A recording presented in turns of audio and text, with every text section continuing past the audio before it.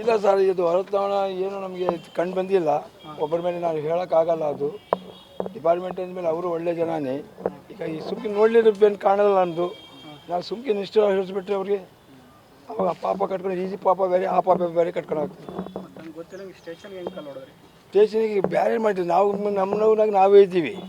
ನಮಗೆ ನೀವು ಕೇಳಿದ್ರು ಆ ಉತ್ತರ ಕಲ್ಲು ಹೊಡೆದಿಲ್ಲ ಅಂತ ಹೇಳಿ ಸಾವು ಇಟ್ಕೊಂಡು ಮಗನಿಗೆ ಕಳ್ಕೊಂಡು ಕಲ್ಲು ಹೊಡೆ ಹೋಗ್ತಾರೆ. ಯಾರೇ ನಿಮ್ಮ ತಮ್ಮದೇ ಆ ಥರ ಮಾಡ್ತಿದ್ದೀನಿ ಸರ್. ನೀವು ಓಸಿ ಬರ್ತಿದ್ದಿಲ್ಲ. ಅವನು ಯಾರೋ ಹೇಳಿದ ಮಾತಿದ್ದು ಅದು ಓಸಿ ಪಾಸೇನಲ್ಲ. ಇವನು ಡಿಸೈನ್ ಕೆಲಸ ಮಾಡೋದು. ನನ್ನ ಮಗ 2,000 ರೂಪಾಯಿ ದುಡ್ಕೊಂಡು ಬರ್ತಿದ್ದ. 10 ಜನಕ್ಕೆ ನಮಗೆ ಸಾಕ್ತಿದ್ದ.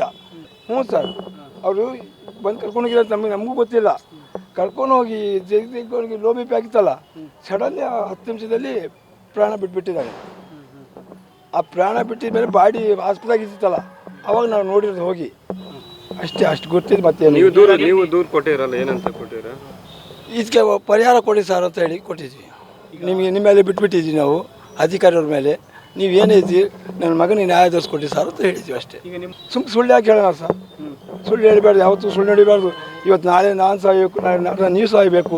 ಒಬ್ಬನ ಮೇಲೆ ಸುಮ್ಕೆ ಹೇಳಿ ನಿಷ್ಠುರಾಗಿ ಮಾಡಿದ್ವಿ, ಅದು ಯಾವತ್ತೂ ದೇವ್ರ ಮೆಚ್ಚಲ್ಲ ಸರ್. ಕಟ್ ಸರ್, ಈಗ ಬೇರೆ ಮಾಡ್ತೀವಿ. ಈಗ ಜನ ನಿಮ್ಮಿಂದ ನಿಂತಿದ್ದಾರೆ, ಅವ್ರು ಕಲ್ಲ ಹೊಡಿತಾರೆ.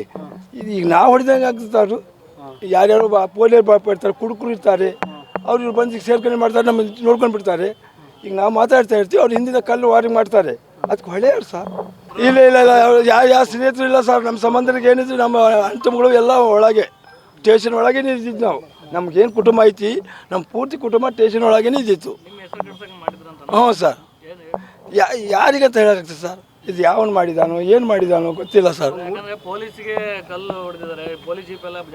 ಕಟ್ ಸರ್, ಅದು ನಮ್ಗೆ ಗೊತ್ತಿಲ್ಲ ಕಣ್ಣಲ್ಲ ಸರ್. ನಾವು ನೋಡಲಿಲ್ಲ, ಏನಿಲ್ಲ, ಇಲ್ಲ ಬರ ಇಲ್ಲ. ಇನ್ನು ನಮ್ಮ ಮಕ್ಕಳು ಮಾತ್ರ ಓದಿದ್ದಾವೆ. ಆ ಓದಿದ ಮಕ್ಕಳಿಗೆ ನಾವು ಕಳ್ಕೊಂಡಿ ತಾಯಿಲಿ ತಪ್ಪಲಿ ಆಗ್ತಾರಲ್ಲ, ಆ ಥರ ಆಗಿಬಿಟ್ಟು ಅನಾಥ ಆಗಿಬಿಟ್ಟಿದೆ. 3 ಜನ ಮಕ್ಕಳು ಸರ್ ಅವನಿಗೆ. ಬಡ್ಗಿ ಡಿಸೈನ್ ಕೆಲಸ. ದೇವಸ್ಥಾನದ ಇಗ್ರ ಇರ್ತಾರೆ ನೋಡ್ರಿ ನಿಮ್ಮ ದೇವಸ್ಥಾನದ, ಆ ಇಗ್ರ ಮಾಡ್ತಿದ್ದ ಅವನು. ಒಂದು ದಿನಕ್ಕೆ 2,000 ರೂಪಾಯಿ ಕೂಲಿ ಅವನಿಗೆ. ಕಾರ್ಪೆಂಟ್ರವರು. ಮತ್ತೆ ಆ ಬೇರೆ ಕೆಲಸಕ್ಕೆ ಹೋಗ್ತೀರಿ, ಕಳ್ತನ ಮಾಡಿ ಕಳಿಸಿದ್ದಿಲ್ಲ, ಪೊಲೀಸರ ಕಳಿಸಿದ್ದಿಲ್ಲ. ಒಳ್ಳೆ ಸರ್, ನನ್ನ ಮಗ ನನಗೆ ಗೊತ್ತಿಲ್ಲ ಸರ್. ಅದೇನು ಕಾರಣ ಗೊತ್ತಿಲ್ಲ ಸರ್. ನಾವು ಇದ್ದಿದ್ದಿಲ್ಲಲ್ಲ, ಇಸ್ಪಾಟಾಗಿ ನಾವು ಇದ್ದಿದ್ರೆ ನಾವು ನೋಡ್ತೀವಿ, ಹೇಳ್ತಿದ್ವಿ ಈ ಥರ ಇದ್ದಿದ್ದು ಸರ್, ಈ ಥರ ಮಾಡಿದ್ದಾರೆ ಸರ್. ಯಾರ್ಯಾರು ಹೇಳಿದ್ದಾರೆ ಅಂತ ಸಾಹೇಬ್ರು ಮಾಡಾಕ್ತದೆ, ನಾವು ಕೇಳಾಕ್ತೀವಿ ಸರ್. ನಮ್ಮ ಮಗನ ಪರಿಸ್ಥಿತಿ ನಮ್ಗೆ ಗೊತ್ತು. ಪೊಲೀಸ್ ಮೇಲೆ ಕೊಟ್ಟಿಲ್ಲ, ಅನುಮಾನ ಯಾರಿಗೆ ಬಂದಿದ್ದು ಸರ್, ಅವ್ರಿಗೆ ಇದು ಮಾಡಿ ಶಿಕ್ಷೆ ಕೊಟ್ಟಿದೆ ಅಂತ ಹೇಳಿದ್ವಿ ಸರ್. ಅಷ್ಟು ಬಿಟ್ಟು ಮತ್ತೇನಿಲ್ಲ ಸರ್. ಅದು ಏನು ಮಾಡಿದ್ರೆ ಈಗ ಇನ್ನು ಆಗ್ತಾಯಿತಿ ನೋಡಿದ್ವಿ, ಏನು ಕಾಣಿಸ್ತಾ ಇಲ್ಲ. ಇನ್ನು ನಾವು ಡಾಕ್ಟ್ರುಗಳೇ ಸರ್.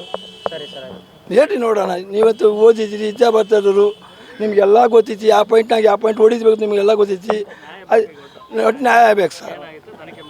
ನಮ್ಮ ಮಕ್ಕಳು ಇವಾಗ ಸಾಕೋದು ಹೆಂಗೆ?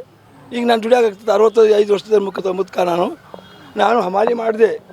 2 ಕ್ವಿಂಟಾಲ್ ಚೀಲ ಟಾಪಿನ ಮೇಲೆ ಹಾಕ್ತಿದ್ದೆ ಬಸ್ನಾಗೆ. ಈಗ ಆಗ್ತದೆ ನಿಮ್ಗಿಂದ